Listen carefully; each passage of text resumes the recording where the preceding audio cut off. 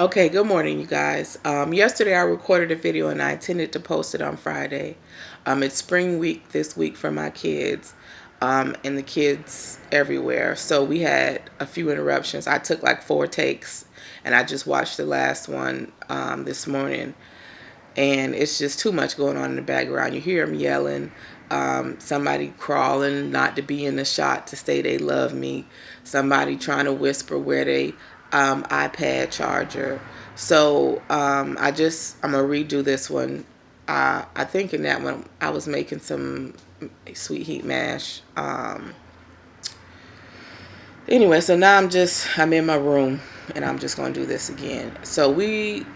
I want to say yesterday, but y'all not gonna see that video. So this video today is gonna be about labor and delivery, and this one is not like the last one. It's Saturday, March 30th. Wait, yeah, the 30th. So I'm gonna use. Oh, is that the garbage man? Okay. Oh well. Anyway, so I don't think I really had no trash anyway. Um, I'm going to use, I have 3 sons. I'm going to use the first 2 labor delivery as the example because I believe that this will correlate with what's happening in your life and hopefully give you a little bit of guidance on how to handle it and, what to do next. Okay. So Jason, who is now 15, going on 16, and he's a really good kid, was came at like 7 months. I was like 34 weeks or something, maybe 33 weeks, somewhere in there. He was early. He was healthy. I mean, he had to get hooked up a little bit with a little popsicle stick on the arm and a little patch over the eyes and a light, and had to get some medicine. And he was at the hospital for about 4 days, maybe. But with shout out to Balboa in San Diego. It's a military hospital, but they were great. So I'm at home. I go into labor. The contractions had gotten to like 5 minutes, maybe 10 minutes apart. But because I was so early, I'm like, first I was thinking they were practice Braxton Hicks. So I was watching a movie and I was like, by the end of this movie, if they're the real thing, then if they're not, I could just go to bed. So by the end of the movie, they was closer together and they was coming stronger. I get to the hospital. They say, okay, yeah, you're in labor, but it was like 4 o'clock in the morning. It might have been a little earlier than 4. I don't know.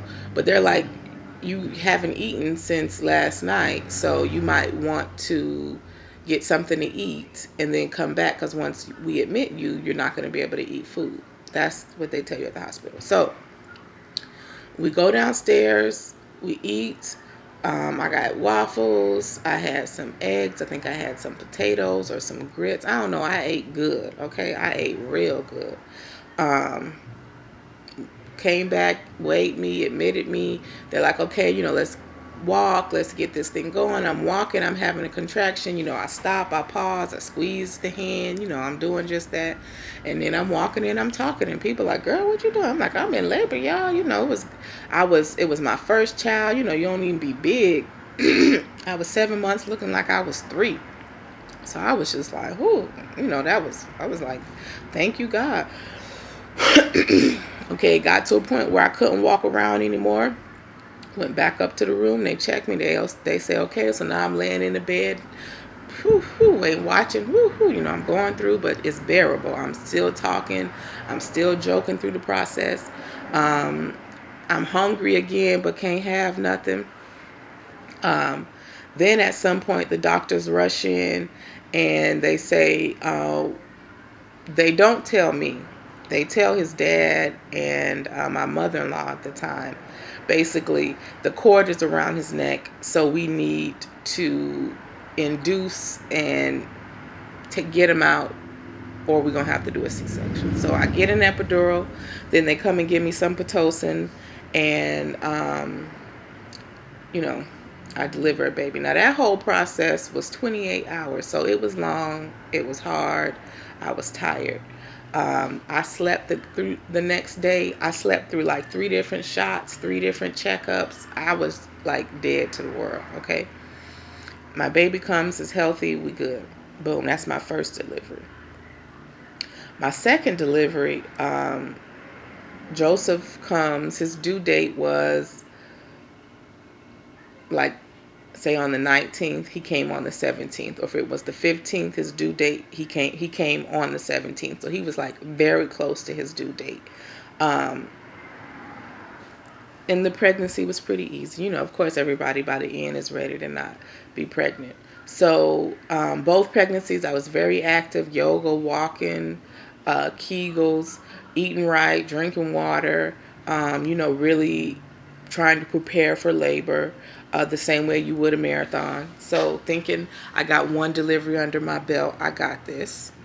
So the night before he comes, my back is hurting, and I'm thinking, man, this feels like contractions, but all the books. Now, Jason was 8, I think, by the time Joseph was born. Yeah, so it had been 8 years since I had been in labor. So I got all the books, I'm reading everything, and they tell you to come across the front, you could feel the womb contracting, and that all the ways that they described labor was not what I was experiencing. I just was experiencing other stuff, and mostly in my back. So I'm like, okay, this is not contractions.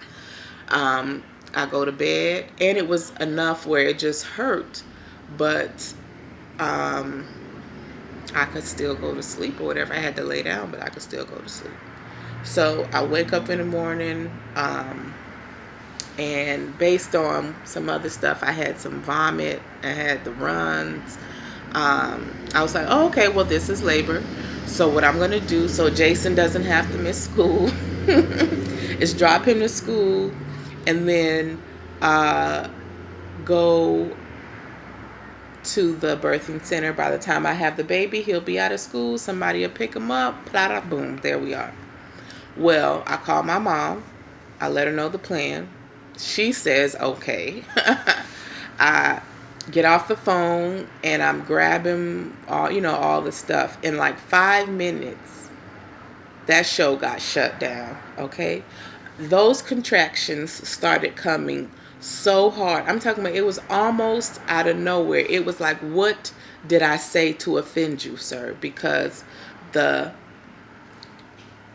pain you are causing me right now is quite offensive. I mean, we had a plan, and you are not sticking to it. So I'm like, okay, I'm gonna wait for this little phase of contractions to pass, and then we gonna go get in the car. So by the time I get to the door to open the door, my mom about to knock on the door, and I'm like, "Whoo, I'm so glad you came, cause I don't think I'm gonna be able to drive." She's like, "Yeah, it dawned on me. Like, how you gonna drive yourself?" It's like, you were so calm on the phone. I believed you. Okay, but now I'm in pain. I am, and it was so. Okay, they say, and I don't remember the speed, and I guess I should have looked it up before this video, but y'all look it up, that women in delivery, the pain, the trauma inflicted on the body is like being hit by a car at like 30 miles an hour. It could be more or less, but who wants to get hit by a car? Okay, but that's the trauma to the body. And that's exactly how I felt. Like there was a truck, a garbage truck, pounding on my pelvis trying to escape. It was horrific. It was a pain I had never experienced. I thought I wasn't prepared for this. This isn't what I was prepared for. Like in all my preparation, I was not prepared for this. We make it to the birthing center. The nurse is like, I need to check you. Well, I guess she's a nurse, but she was my midwife. She says, I need to check you. She's like, Ebony, if you don't lay down on the table, I can't tell how far. She's like, you don't even have to lay down. If you just stand up and be still, I can just check you that way. Like if you're in that much pain. That's the thing I love about birthing centers. It's like, you want a popsicle, have a popsicle. You want some water, have some water. You want to walk. You want to lay down, lay down. You want to sit. So we had all this planned out. Booyaka. But all I could do was pace back and forth, pace back and forth. I was like, oh, it was so bad. It was so bad. So finally, I'm still enough standing up because I couldn't sit down. I couldn't lay down. And she says, okay, yep, you're ready to push. I'm like, I just got here. How I'm ready to push? She was like, well, you must have been laboring in the night, which I was and didn't even know it. So we get the tub filled. I get in the water. I'm pushing. I'm talking about this pain. I'm pushing. Now it's to the point where I'm sorry. I cannot do this. I am finished. I quit. I've done all I could. I quoted everything I could quote. I don't even ask for help, and I ask for help. I'm about to lose my mind. I'm sorry. I quit. Okay? That's what I said. I said, I'm sorry. I can't do it. You're going to have to go in and get him. Just go in and get him. Just go in there. I know y'all could do it. I was serious. I was so serious. I was like, because whatever this is, I wasn't prepared for it. I cannot do it. I'm finished. I'm tired. My body hurt. My mind hurt. My fingertips hurt. I'm smelling bananas, and it ain't no bananas in the room. So I'm delirious, okay? My midwife looks at me. She grabs my hand. She dabbed my forehead. I don't know, whatever else they do while you in the tub. She says to me, Ebony, you are at a place in delivery where nobody but you can help you. There's nothing I can do. If you don't push this baby out, he will not come out. Lady, if you don't go in here and get this baby out of me. So she's rubbing my hand, patting my back, waiting for me to do. I was like, okay. So, I'm sorry? No, you may not. Please close the door. So, that's one of the interruptions I was talking about. So, I am offended because nobody is coming to save me. I'm in a situation that I thought I fully comprehended and got there and realized I had no idea.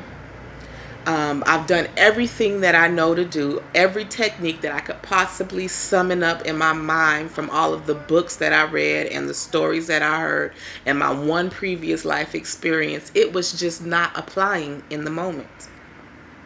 She looked and she said, Ebony, all you have to do is push. As much muster or energy you can muster up, all you have to do is push. She said, put your chin to your chest and push. Next contraction, let's do it. The next contraction came and I was pushing.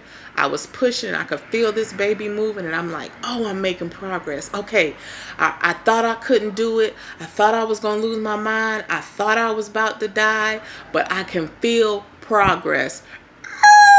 Ring of fire. Okay, so anybody that has pushed out a baby. See, the first time I had a baby, because of the emergency, because I had assistance, because somebody stepped in and did it for me, I didn't experience, well, I experienced it, but it was the drugs. I didn't really experience the ring of fire. And it is called the ring of fire. And it's the largest, this biggest circumference part of this brain.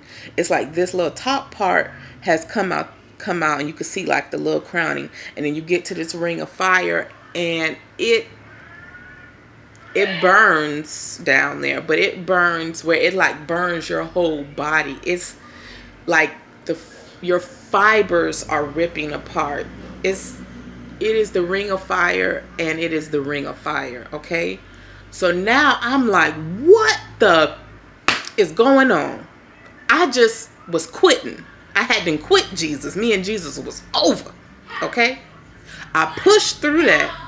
I believe you, lady, talking about I could do this. And I push. I feel the progress. And now, what is going on? I'm done. She said, baby, if you stop pushing now, he gonna go back in and we gonna have to start over. Start over? Okay, so now I got to push through this. Let me tell you guys, men, you won't understand. And women who haven't experienced, because the first time I hadn't, but anybody that has experienced the ring of fire, when that head finally pop out, it is one of the best feelings in the world. I'm talking about like when your grandma make macaroni and cheese and you leave it at home and you got 3 sons and you've been at work all day and you just praying like, Lord, don't let my kids have ate my macaroni, because when I get home, that's what I'm gonna eat for dinner. And you thinking about that macaroni and you thinking about that macaroni and you get home and lo and behold, that macaroni's still there. Okay, I'm talking about better than that. I'm talking about it is one of, it was like, I don't even need a baby. I'm done. Like to have survived all of that, went through the ring of fire, and now to be feeling this relief. Oh, I'm good. Like, okay, I'm good. I'm uncomfortable. I got half a baby hanging out me, but after what I just went through, this relief, I feel good. Okay. Then the midwife says to me, all right, we're not done. We got to get the rest of them out. Lady, I've done my part. Surely you can reach in there and get him now. Now come on. And you know what she says? You got this. Let's go. So now I'm pushing. I'm pushing. Boom, them shoulders come out. After the shoulders, the rest of the body, it just slide on out. And it turned out that Joseph was still in his sack. It wasn't even broken. So she's like, oh, and he came out in the water and he was just floating. I'm looking down like I'm going to see something. He's floating around in his little sack. And she says, he's still in his sack. You need to take him out. I need to do what? Take him out. I'm like, okay, that's my baby and I love him, but I reach down in the water and take my little finger, and then she got some scissors and she cut a little hole, and I put my finger in and ripped the sack and scooped my baby out and pulled him up out the water. Now I got a baby. Okay. So, and even in personality, Joseph and Jason are completely different. Jason is more laid back. Joseph is like booming in your face. Jason is, inquisitive, but if you say it, I'll believe you. And if I find out different, then I find out different. Joseph is like, show me, where's the proof? He from the show me state. Let me see it. And let me see it a few times to see if it's going to happen the same way every time. Okay, so this is what I'll say, and we're at 17, so I'm on.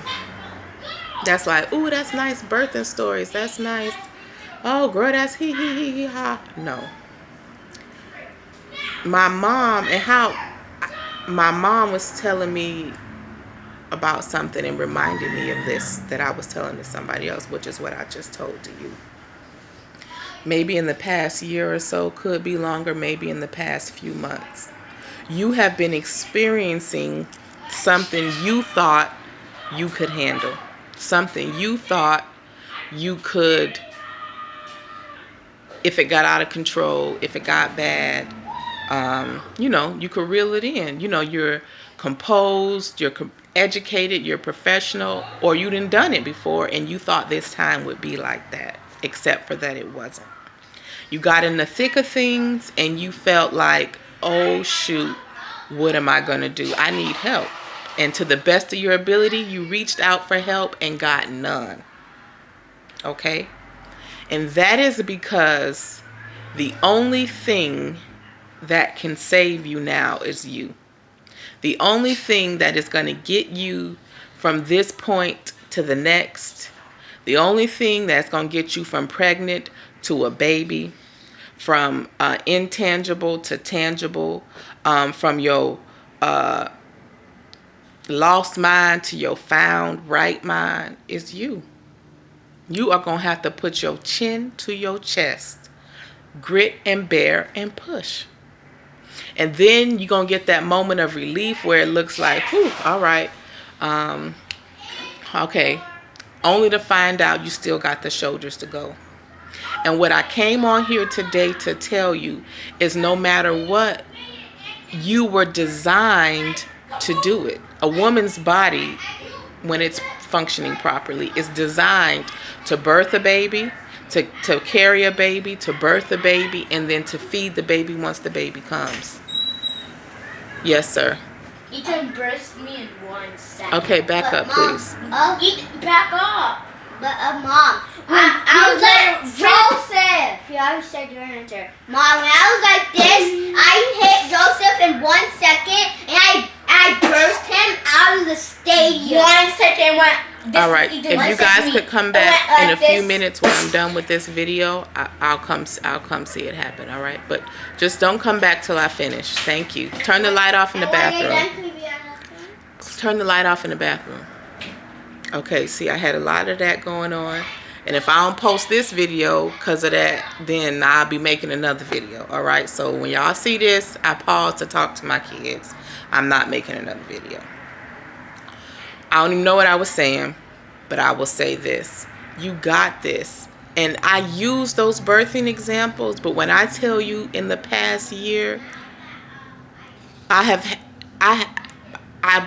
if I didn't have Christ to keep my mind, I would have lost it. If I didn't have Christ to keep my house, I would have lost it. If I didn't have Christ for everything, I promise you, and some things I did lose. Some people I did lose. Some I lost a lot.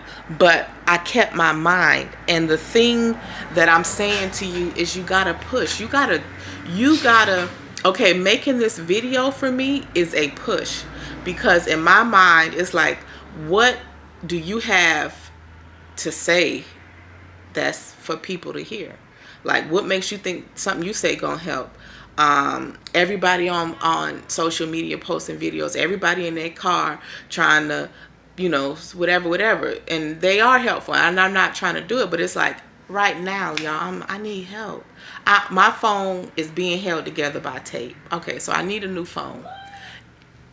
Common sense would probably say I need to get an Apple iPhone, not an Apple. I mean, Apple make it, but I'm saying an iPhone. But it's just like, originally people was just getting iPhones because that's what they wanted you to do, okay? And I just can't do it because that's what they want me to do. Plus, Galaxy or Samsung makes Apple. So if I'm going to get an iPhone, why I ain't just going to get the original who making it? But if I'm doing business and doing blah, blah, blah, blah, then just, you know, whatever. I don't know. I ain't saying I'm getting an iPhone. I'm just saying I don't just be giving in and I don't just be following the crowd. So I had all kind of stuff going on. Ultimately, I'm really shy. It's easy for me to be on stage and be in character. But to be up somewhere just being just being Ebony, that's like, oh shoot, my heart be like boom, boom, boom, boom, boom, boom. I remember when I was a kid, my mama used to make me call the operator, like call the operator and ask whatever she was telling me to ask. And I would be nervous talking to the operator. I remember one time I called and got my aunt, and that was like the best day of my life. It was like, oh God, I'm not talking to a stranger. My point is, you've got to push, and the push has to be tangible. For about 2 months, I got a lot of notebooks of stuff to talk to y'all about and to share with y'all. I done read a lot of books. I was trying to decorate the YouTube page, but that ain't my forte, so it's gonna be what it is. You know, I was trying to do all of this preparation. I was doing everything but making the video and posting it. So what I'm saying to you is the thing that is going to save you is you, but you doing something, you finishing something, you starting something. If all you could do is 2 things of that, then do the 2 things. If all you could do is 10 minutes of it, do the 2 minutes of it, but put action, put the push. A push is an action. And I'm not saying go internal and meditate on it. I'm saying push. That is a physical, tangible action. It is going to be uncomfortable. It is going to be unbearable. It is uncomfortable. It is unbearable. But if you do not push, that baby go right back up, and then you lose that ground, and you got to start over. And we all know that after a while, too much of that going in and going back up puts the baby's life in danger. And God forbid something terrible happens. So what I'm saying to you now is no matter how hard or uncomfortable it is, you better push. Your life and the lives of others depend on it. You want to move from where you are, you better push. You better suffer through and come out that other side. Anyway, I was about to push the button. But I want to say this because, I don't know, we used to say it as a kid, even probably still as adults, and we still talk about it. But I plan to be back. My intent is to go post every Friday, once a week. And I won't always be sitting in my bed. Like I was making the sweet heat mash. I wish y'all could have been a part of that, cutting up all those peppers and all the stuff that goes in there. And that was funny just because I had my gloves on and Scotch bonnets and all that kind of stuff. But maybe the next video I'll make some lotion or something. I don't know. So I'm going to be on here weekly. Like, subscribe, I don't know, do all the stuff y'all know to do. This I'm going to really know. I'm going to be way better than this the next video. Hopefully. I don't know. I might not, y'all. I might be in the car driving somewhere and have to say something to you. Because one thing I have learned in my delay is that me thinking, oh, I got it, I want to share this, I'm going to wait. Like, no, I'm not going to wait. I'm going to stop waiting because, let's say like sleep is cousin's death, or however they say that. Waiting is they other cousin. Like, don't wait, just do. Just do. Just do. You can't wait. You wait, the baby slide back up and you got to start all over. Just do. So like, subscribe, share, tell a friend. You know, I really want to build a community here. So I hope this helps somebody. Don't give up. No matter how ill-equipped or unprepared you feel in all your preparation, you got this. You were built to do this. You were designed to do it. There are people depending on you to do it. Somebody's got to be great.